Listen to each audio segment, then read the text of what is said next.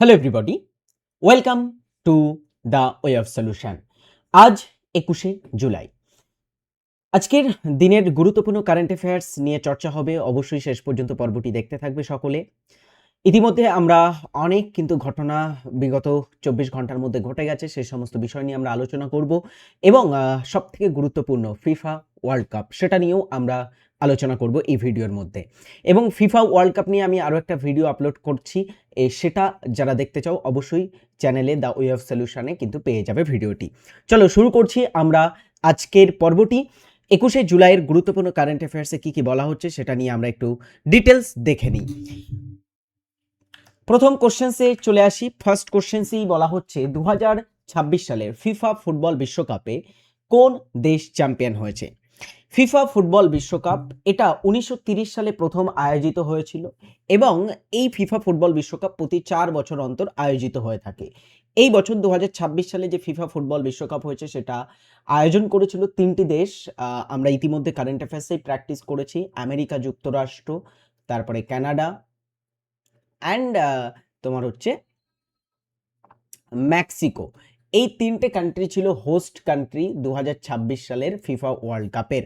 And এই FIFA world cup 2026 সালে champion হয়েছে স্পেন। দেখো, Spain beat defending champion Argentina. Argentina এর আগে যে 2022 সালের ফিফা বিশ্বকাপ হয়েছিল কাতারে, সেটা চ্যাম্পিয়ন হয়েছিল এবং আর্জেন্টিনা অবভিয়াসলি ডিফেন্ডিং চ্যাম্পিয়ন ছিল, তাদেরকে ফাইনালে হারিয়েছে Spain 1-0 in extra time to become FIFA world cup 2026 অর্থাৎ 2026 চ্যাম্পিয়ন্স। তো স্পেন 1-0 গোলে আর্জেন্টিনাকে হারিয়েছে এবং খেলা প্রথম যে 90 মিনিটের খেলা হয়ে থাকে সেই টাইমে কিন্তু সম্পন্ন হয়নি। এরপরে এক্সট্রা টাইমে চলে যায় খেলা, সেখানে স্পেন সাবস্টিটিউট করে ফেরান তোরেসকে এবং Ferran Torres scored in the 106th minute. 106 মিনিটে ফেরান তোরেস গোল করে এবং এই একমাত্র ফেরান তোরেসের গোলে চ্যাম্পিয়ন হয়েছে স্পেন 2026 সালের ফিফা বিশ্বকাপ। এবং ফিফা বিশ্বকাপ এই বছরে যে খেলা হয়েছে সেখানে বেশ কয়েকটা গুরুত্বপূর্ণ অ্যাচিভমেন্ট এবং কে কোন পুরস্কার পেয়েছে সেটা একটু দেখে নেওয়া যাক। গোল্ডেন বল পুরস্কার জিতলেন রদ্রি। রদ্রি মিডফিল্ডে স্প্যানিশ অধিনায়ক।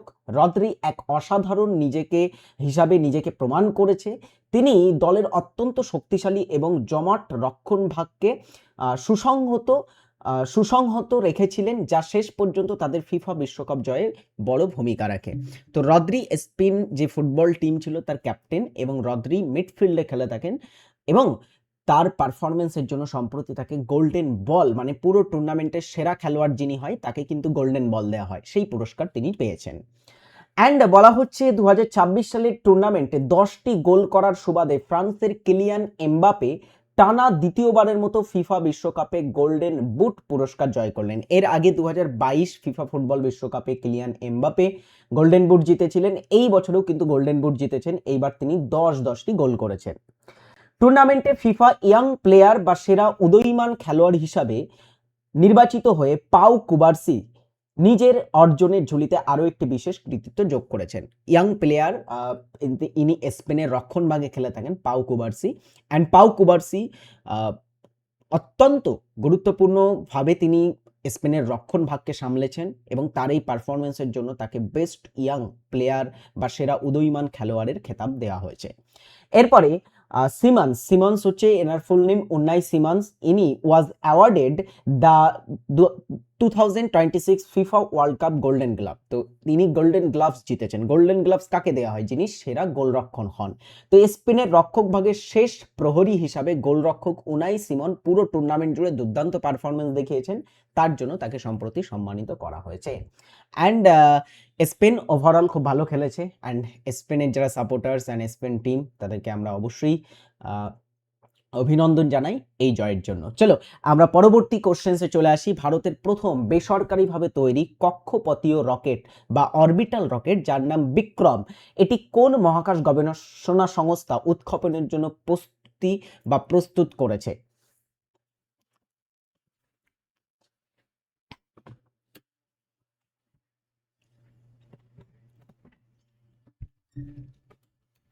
ভারতের প্রথম বেসরকারিভাবে তৈরি কক্ষপথীয় রকেট বিক্রম 1 প্রস্তুত করেছে স্কাইরুট অ্যারোস্পেস এটা একটা বেসরকারি মহাকাশ গবেষণা সংস্থা। Skyroot aerospace prepares to launch Vikram 1, India's first privately developed orbital rocket.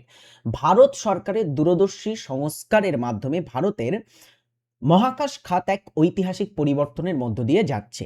Skyroot aerospace যখন ভারতের প্রথম বেসরকারিভাবে নির্মিত কক্ষপথীয় রকেট বিক্রম 1 বা বিক্রম 1 উৎক্ষেপণের প্রস্তুতি নিচ্ছে। এরপরের প্রশ্ন, ভারতের 99তম দাবা গ্র্যান্ডমাস্টার কে হয়েছেন? আমরা অলরেডি যদি দেখি ভারতবর্ষের প্রথম দাবা গ্র্যান্ডমাস্টার ছিলেন স্যার বিশ্বনাথ আনন্দ, তারপর থেকে অনেকেই দাবা গ্র্যান্ডমাস্টার হয়েছেন এবং আমরা ইতিমধ্যে 99তম দাবা গ্র্যান্ডমাস্টারে পৌঁছে গেছি। আর 99তম আমাদের ভারতের দাবা গ্র্যান্ডমাস্টার কে হয়েছেন? সম্প্রতিকালে VS রাথানভেল। দেখো 25 ইয়ার্স ওল্ড, কি ফ্যাক্টে বলা হচ্ছে 25 years old VS Rathanvel from Coimbatore officially becomes India's 99th chess grandmaster. ইনি তামিলনাড়ুর কোয়েম্বাটুরের বাসিন্দা এবং তিনি সম্প্রতিকালে অফিসিয়ালভাবে 99তম আমাদের ভারতের দাবা গ্র্যান্ডমাস্টার হয়েছেন। খুব তাড়াতাড়ি আমরা আমাদের ভারতবর্ষের 100তম দাবা গ্র্যান্ডমাস্টারকেও পেতে চলেছি। এরপরে প্রশ্ন, লর্ডস ক্রিকেট গ্রাউন্ডে একদিনের আন্তর্জাতিক ক্রিকেট বা ODI ক্রিকেটে সেঞ্চুরি করা প্রথম ভারতীয় ব্যাটার হিসাবে কে ইতিহাস তৈরি করেছেন?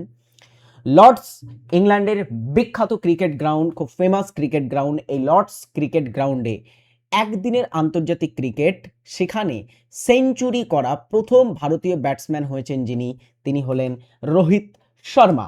Rohit Sharma scripts history becomes India's first to score ODI century at Lord's cricket and ইনি সব থেকে ওল্ডেস্ট এভার প্লেয়ার হিসাবে, ভারতের প্লেয়ার হিসাবে কিন্তু সেঞ্চুরি করার রেকর্ডও সম্প্রতিকালে গড়েছেন। সচিন টেন্ডুলকারের একটা রেকর্ড ছিল oldest ever centurion against England, সেটার কিন্তু রেকর্ড তিনি সম্প্রতিকালে ভেঙেছেন। নেক্সট আমরা কোশ্চেন্স দেখব। 5 নম্বর কোশ্চেন্স, কেন্দ্রীয় মন্ত্রী প্রহ্লাদ যোশী ভারতের কোন শহরে কোন শহরে নতুন ভারতীয় মান সময় বা ইন্ডিয়ান স্ট্যান্ডার্ড টাইম যেটাকে আছে সেটার বিতরণ নেটওয়ার্কের উদ্বোধন করেছেন?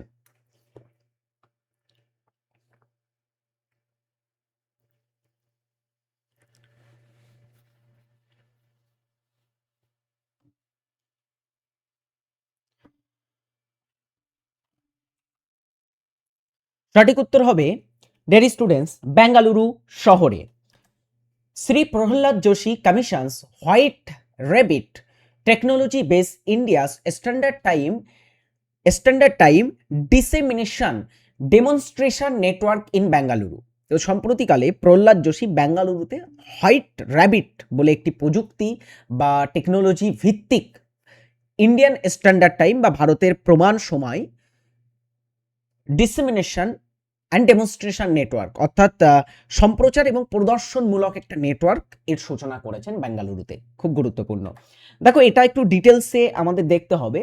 ভোক্তা বিষয়ক, গণ এবং বন্টন ও নতুন নবায়নযোগ্য শক্তি বিষয়ক কেন্দ্রীয় মন্ত্রী হচ্ছেন শ্রী প্রহ্লাদ যোশী। তাহলে ইনি কোন মন্ত্রকের দায়িত্বে আছেন এটা জেনে রাখবে। তো জুলাই 2026 তারিখে বেঙ্গালুরুর রিজিওনাল রেফারেন্স স্ট্যান্ডার্ড ল্যাবরেটরিতে হোয়াইট র্যাবিট টেকনোলজি ভিত্তিক Indian standard time dissemination demonstration network চালু করলেন।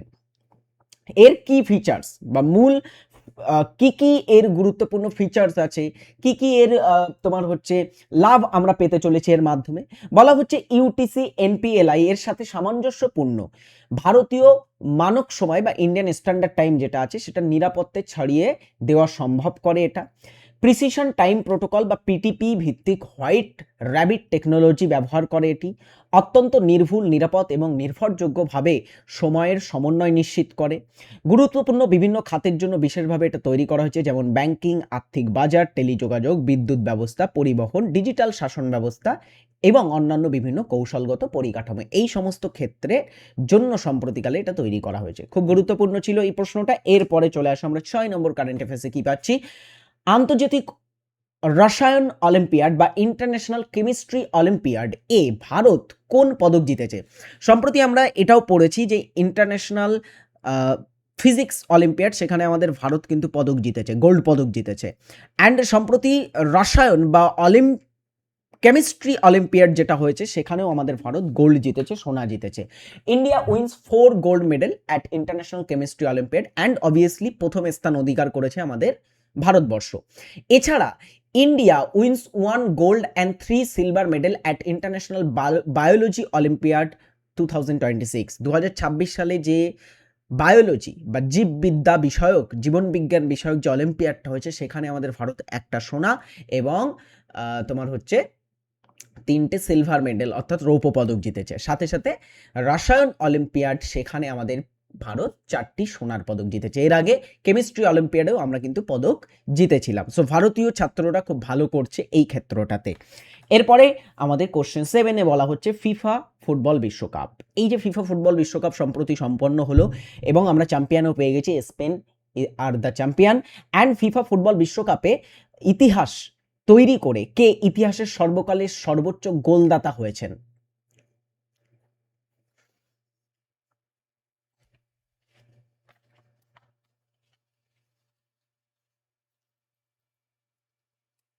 ফিফা ফুটবল বিশ্বকাপের ইতিহাসে সর্বকালের সেরা গোলদাতা হয়েছেন Kylian Mbappe, French footballer. French Kylian Mbappe becomes FIFA World Cup's all-time top scorer. Mbappe is also now the Men's World Cup all-time top scorer with 22 goals. তো ইনি 22টি গোল করেছেন। 3টে ওয়ার্ল্ড কাপ তিনি খেলেছেন, 2018, 2022 এবং 2026-এর এই যে ফিফা ওয়ার্ল্ড কাপ হলো সেখানে। 3টে ওয়ার্ল্ড কাপ মিলে তার গোল সংখ্যা হচ্ছে 22টি এবং দুবার তিনি ফিফা ওয়ার্ল্ড কাপের টপ স্কোরার হয়েছেন পরপর দুবার। অ্যান্ড এরপরেই সেকেন্ড পজিশনে আছেন আর্জেন্টাইন ফুটবলার লিওনেল মেসি, তিনি 21টা গোল করেছেন। অ্যান্ড এমবাপে তিনি টপ স্কোরার বর্তমানে ফুটবল বিশ্বকাপের ইতিহাসে। এরপরে সম্প্রতি 8 নম্বর কোশ্চেন্সে বলা হচ্ছে রিসেন্টলি বা সম্প্রতি সুপ্রিম কোর্টের বিচারপতি সংশোধন বিল 2026 বিলটি লোকসভায় কে উত্থাপন করলেন? সুপ্রিম কোর্টের বিচারপতিদের সংখ্যা সংশোধন করার জন্য একটা বিল উত্থাপন করা হয়েছে সম্প্রতি লোকসভায়। লোকসভায় শুরু হয়ে গেছে 20 জুলাই, অর্থাৎ গতকাল থেকে, আমরা যেদিন ক্লাসটা করছি তার আগের দিন অর্থাৎ 20 জুলাই থেকে চালু হয়েছে মনসুন সেশন, অর্থাৎ বর্ষাকালীন যে অধিবেশন সেটা। সেখানে আমাদের কেন্দ্রীয় মন্ত্রী অর্জুন রাম মেঘওয়াল তিনি উত্থাপন করেছেন, ডেয়ার স্টুডেন্টস, লোকসভার বিচারপতি সংশোধন বিল। Law and justice minister Arjun Ram Meghwal introduce Supreme Court number of জাজেস amendment bill 2026 in Lok Sabha. So ইনি কোন মন্ত্রকের দায়িত্বে আছেন? ইনি হচ্ছেন আমাদের ভারতের আইন এবং বিচার বিভাগীয় মন্ত্রী, নাম অর্জুন রাম মেঘওয়াল, তিনি এটা উত্থাপন করেছেন। এই ছিল আমাদের আজকের গুরুত্বপূর্ণ কারেন্ট অ্যাফেয়ার্স। যতগুলো আমরা কারেন্ট অ্যাফেয়ার্স পেয়েছি অত্যন্ত গুরুত্বপূর্ণ, এখান থেকে পরীক্ষায় প্রশ্ন থাকবে। আর আমরা আজকে জিকে প্রশ্ন উত্তর কয়েকটা দেখে নিই। কি বলা হচ্ছে? প্রথম কোশ্চেন্সে বলা হচ্ছে কোনটি কুষাণদের রাজধানী ছিল? বলে ফেলো। কুষাণ শাসকদের রাজধানী কোনটি ছিল?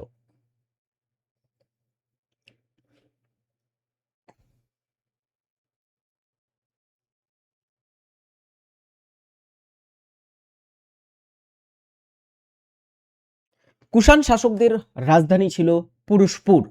এছাড়া তাদের একটা দ্বিতীয় রাজধানী ছিল। কুষাণদের দ্বিতীয় রাজধানী কোথায় ছিল জানো?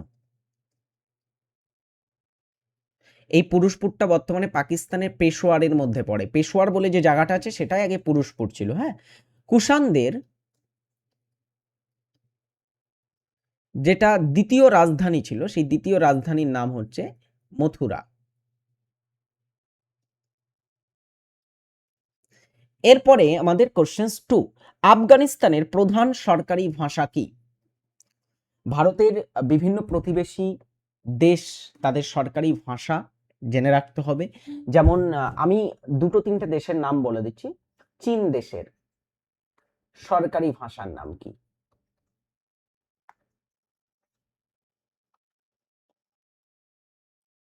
আচ্ছা, শ্রীলঙ্কা দেশের সরকারি ভাষার নাম কি? নেপালের তো তোমরা জানো নিশ্চয়ই, নেপালি, আর পাকিস্তানের উর্দু, এই দুটো তোমরা জানো, ও দুটার আমি লিখছি না। এছাড়া মায়ানমার দেশের সরকারি ভাষার নাম কি? ভুটান দেশের সরকারি ভাষার নাম কি? আর হচ্ছে জেনে রাখবে এখান থেকে মালদ্বীপের সরকারি ভাষার নাম কি? এগুলো থেকে পরীক্ষায় কিন্তু প্রশ্ন থাকবে। আফগানিস্তানের সরকারি ভাষা হচ্ছে পাশতু। শুধু পাশতু নয়, এদের আরেকটা সরকারি ভাষা আছে যেটাকে দারি বলা হয়। দারি এবং পাশতু আফগানিস্তানের সরকারি ভাষা। আর আফগানিস্তানের রাজধানীর নাম হচ্ছে কাবুল। আফগানিস্তানের সরকারি মুদ্রার নাম আফগানি। আফগানিস্তানের আফগানি। আচ্ছা, চীন দেশের সরকারি ভাষার নাম কি মাই ডিয়ার স্টুডেন্টস? চীনা ম্যান্ডারিন ভাষা। শ্রীলঙ্কার সরকারি ভাষা হচ্ছে সিংহলি।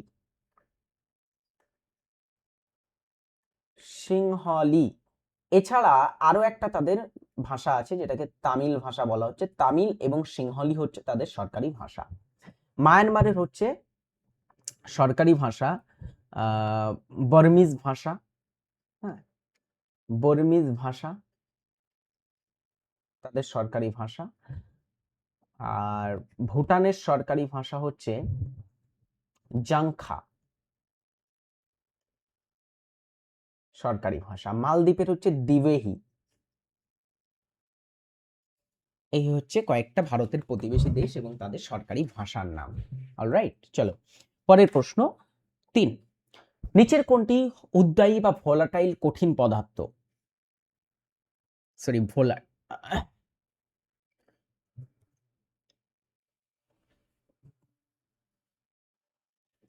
উদ্বায়ী বা ভোলাটাইল কঠিন পদার্থের উদাহরণ হচ্ছে ন্যাপথলিন, যেটা আমরা কর্পূর নামেও চিনি। কর্পূর।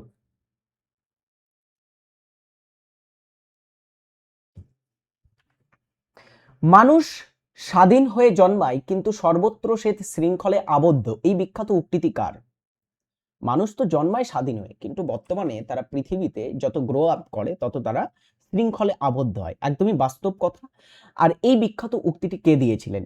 জাক Rousseau, John Locke, Thomas Hobbes, Adam Smith. বিখ্যাত কয়েকজন দার্শনিকের নাম আমরা দেখতে পাচ্ছি। এর ভিতরে একজন দার্শনিক হচ্ছে ফরাসি দার্শনিক জাক রুসো। জাক রুসো, তার লেখা একটা বইয়ের নাম জেনে রাখো। তার লেখা একটা বইয়ের নাম দ্য সোশ্যাল কন্ট্রাক্ট।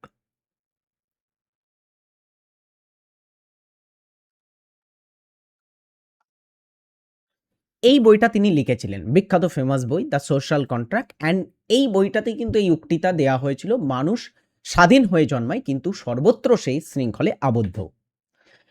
মানব উন্নয়ন সূচক নিয়ে কোন দিকটি বিবেচনা করা হয় না? মানব উন্নয়ন সূচক বা হিউম্যান ডেভেলপমেন্ট ইন্ডেক্স, এইচডিআই সূচক। এইচডিআই সূচক এটা প্রকাশ করে থাকে কারা? কমেন্ট করো সকলে। এটা প্রকাশ করে থাকে একটা সংস্থা যার নাম ইউনাইটেড নেশনস ডেভেলপমেন্ট প্রোগ্রাম বা ইউএনডিপি। সদর দপ্তর নিউ ইয়র্কে আছে। সো এই মানব উন্নয়ন সূচক এটা পরিমাপ করতে 3টে প্যারামিটার ইউজ করা হয়। এক হচ্ছে মানুষের মাথাপিছু আয়। মাথাপিছু আয় পরিমাপ করলে আমরা জীবনযাত্রার মান জানতে পারবো মানুষের। শিক্ষা বা সাক্ষরতা, অর্থাৎ মানুষ গড়ে কতটা শিক্ষিত, কতটা সেই স্কুলে যাচ্ছে, সেটা পরিমাপ করলে সাক্ষরতা বার করা যায়। অ্যান্ড গড় আয়ু, মানে সেখানকার স্থানীয় মানুষের স্বাস্থ্য কেমন সেটা। সো এই 3টে পরিমাপ করা হয়, বাট রাজনৈতিক স্থিতিশীলতা এটা পরিমাপ করা হয় না এই সূচক বার করতে গেলে। এই 3টের ব্যবহার করা হয়। ONGC, oil and natural gas corporation, এ কত সালে স্থাপিত হয়? এটা একটা সরকারি আমরা বলতে পারি owned company ONGC. And ONGC বলে যে কোম্পানিটা আছে, অবভিয়াসলি এনার্জি ফিল্ডের একটা কোম্পানি। ওএনজিসি স্থাপিত হয়েছিল 1956-তে। অ্যান্ড এর সদর দপ্তর অবস্থিত আছে দিল্লিতে। বেশিরভাগ টেক্সট এডিটের মাফ করবে, বেশিরভাগ টেক্সট এডিটরে সিটিআরএল প্লাস জেড শর্টকাটটি সাধারণত কি কাজ করে? মানে তুমি ধরো কিছু লিখে ফেলেছো, এখানে এ বি সি ডি এরকম কিছু লিখে ফেলেছো, তুমি এই লেখাটাকে আবার এক ধাপ ব্যাকে যেতে চাও। তো এক ধাপ ব্যাকে যেতে গেলে তোমরা কি করবে? আনডু করবে। সিটিআরএল প্লাস জেড করলে আনডু। আর সিটিআরএল প্লাস ওয়াই, মানে তুমি আবার যদি ফরওয়ার্ডে যেতে চাও তাহলে তোমার সিটিআরএল প্লাস ওয়াই প্রেস করতে হবে, মানে এটাকে রিডু বলা হচ্ছে। সিটিআরএল প্লাস এস প্রেস করলে আমরা সেভ করতে পারবো। আর সিটিআরএল প্লাস এ প্রেস করলে অল সিলেক্ট, মানে সব কিছু সিলেক্ট করা যাবে কিবোর্ডের মাধ্যমে। তো এইগুলো হচ্ছে কিছু শর্টকাট কি যেগুলো কম্পিউটারে কাজ করতে ব্যবহার করা হয়। কপার সালফেট পেন্টাহাইড্রেট এর সাধারণ নাম কি? CuSO4 copper sulphate plus 5H2O pentahydrate এর সাধারণ নাম কি? কি নামে আমরা এটাকে চিনি?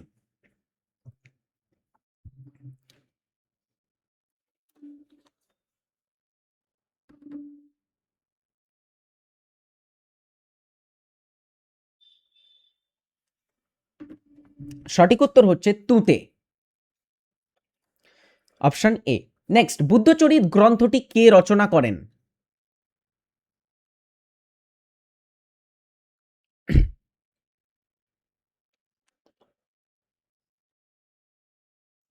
বিখ্যাত গ্রন্থ বুদ্ধচরিত রচনা করেছিলেন অশ্বঘোষ। ইনি না ওই কনিষ্কের রাজসভার একজন সদস্য ছিলেন, অশ্বঘোষ। লোকসভায় সাধারণ স্থায়িত্বকাল কত বছর লোকসভার?